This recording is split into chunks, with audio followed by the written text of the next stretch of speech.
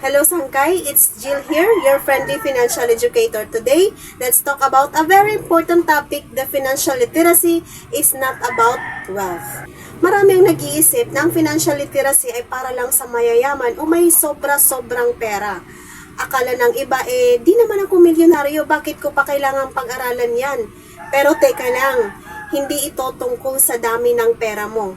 Ang financial literacy ay tungkol sa pagmamanage ng kahit anong amount na meron ka. Kahit small salary o malaki ang income mo, kung di mo alam kung paano i-handle ang finances mo, mahihirapan ka pa rin. Financial literacy is about being smart sa paggastos, pag-save, at pag-i-invest ng iyong pera. Dapat alam mo kung saan napupunta ang bawat piso.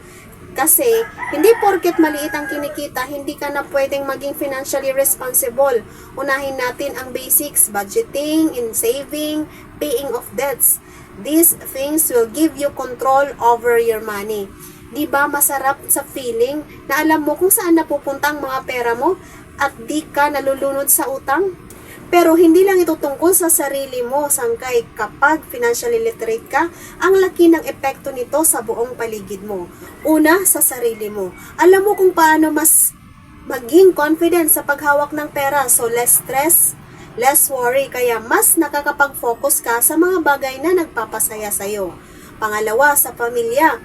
Kapag marunong kang mag-handle ng finances, mas maiiwasan mo ang mga away o problema tungkol sa pera. Imagine, ikaw mismo matutulungan mo ang pamilya mo na ma-secure ang kanilang kinabukasan from saving for emergencies hanggang sa pagpaplano ng future ng kids mo. Pangatlo, sa community, financial literacy doesn't just benefit you and your family.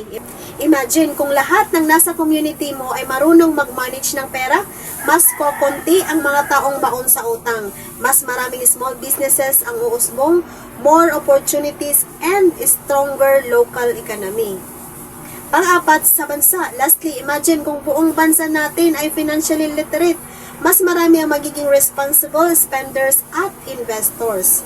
Mas konti ang utang, mas mataas ang investments, at mas stable ang economy.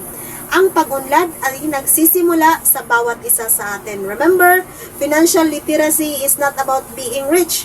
It's about being smart of what you have. Kaya simulan mo ngayon. Learn how to budget, save, and invest para mas ma-enjoy mo ang life ng walang financial stress at makakatulong ka sa inyong pamilya, community, at sa buong bansa. Don't forget to follow me for more tips on how to be financially free. Like and share this video para matulungan din ang iba. Always remember, hindi sa yaman nasusukat ang success, kundi sa tamang paggamit ng pera mo para sa sarili, pamilya, at bayan. Thanks for watching. Follow me for more.